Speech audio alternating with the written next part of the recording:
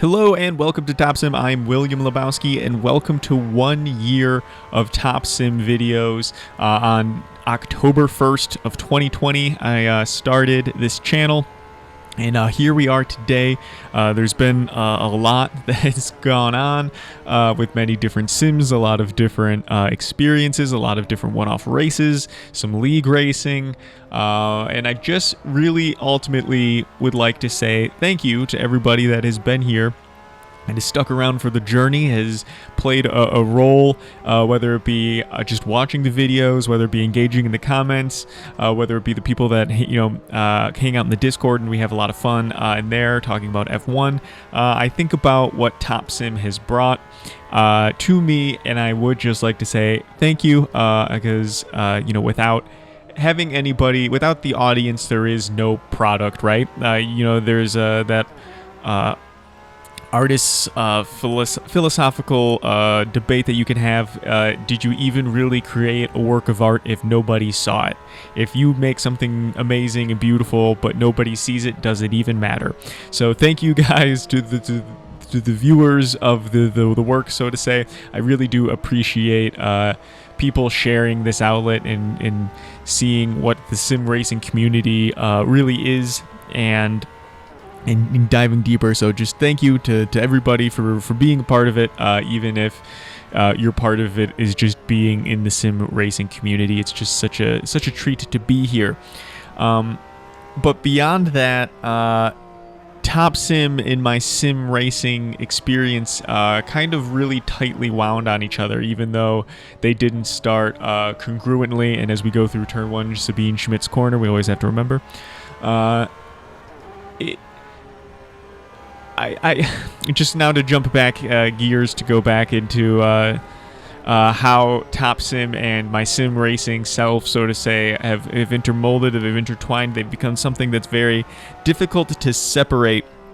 And when I think of both sim racing in general, what do I think of? And I think of the Nordschleife for sure, just because it is this almost, I mean, maybe it's just from the country that I'm in, but it just seems like this unattainable heaven of motorsport.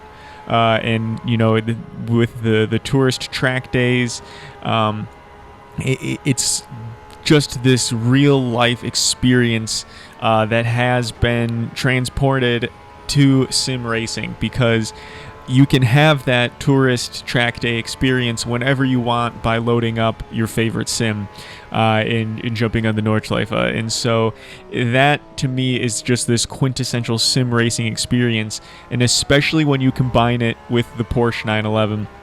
I don't know why, but to me, the Porsche and the Nordschleife just go hand in hand, and there's almost no separating them in my mind. To go back now, we were just mentioning the tight intertwined nature of sim racing and Top Sim.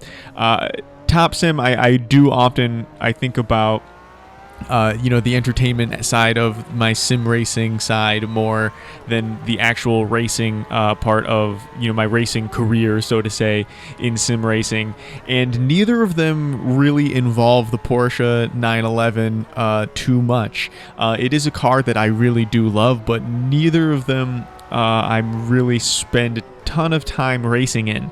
But when it comes to what I think is sim racing and what I think is driving on the Nordschleife, it just has to be the Porsche 911. We are in the GTE variety right now, but I just can't not separate those two things in my mind, and so I feel like this was just the perfect summation for the first year on Top Sim. And then kind of leading from that question is, when I think about Top Sim's inspiration, so to say, what was the biggest inspiration? And I think the knee-jerk reaction, especially just by hearing Top Sim, is to say Top Gear. And you're not entirely wrong, because Top Gear was my introduction to what I will call my biggest influence in both sim racing and in Top Sim, and that would be Sabine Schmidt. And of course, I was introduced to her through Top Gear, and just the legend of her. And I think she really embodies everything, both from a racer as a race car driver to an entertainer, to driving style. I think she is just the perfect embodiment of what a race car driver is.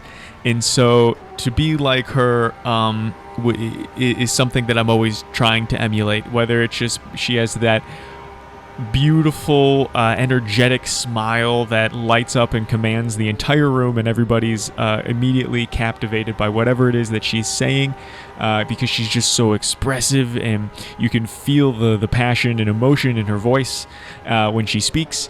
And then you also get that same experience when she's behind the wheel. Specifically when it comes to the Nürburgring, the Nordschleife, I think a lot of people associate with her as well. So just to have that going through my brain throughout the filming of this, I feel like it is the also, kind of the perfect summation of what I think Top Sim is in my mind. And if anyone could be the Top Sim host who would be the best, it would be Sabine. So that is, who I think about and who I try to be, I guess, when making this content. And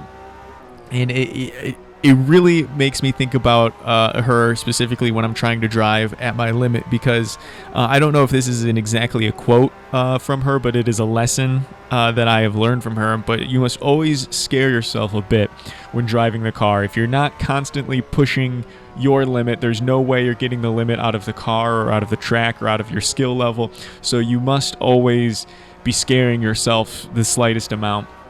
And I think that really is kind of the perfect way to approach trying to gain speed when it comes to sim racing. And I don't know, I can't say for real life racing, car auto racing, but there is a certain point where you have to be afraid of what you're doing. Because if you're just doing what you know you can do and you're not pushing yourself, you're not getting any faster, you're going to end up with the same results.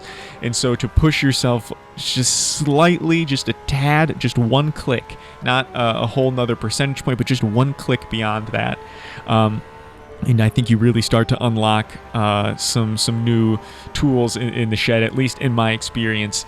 And so I think if that is something that I could share with you that has been an incredible help to me, is just you always must be scaring yourself a little bit when sim racing, when practicing, when trying to improve. Although I will save you some time, it does not work if that is just what you try to jump into doing right off the bat. You gotta farm the skill set first and then take it one click beyond. You can't just automatically jump into the deep end. I'll save you some time there. But what do I want to do over the next year with Top Sim? First and foremost, I would just like to keep racing. I would like to bring more quantity and quality of online league racing. I really, really enjoy those events. They are a focus of my sim racing. Like right now, I'm less than a week away. After today is 1 week away, I guess, from 6 hours of Monza, and that is with the Global Endurance Modding series. So with the whole team, we're all coming together to make that happen.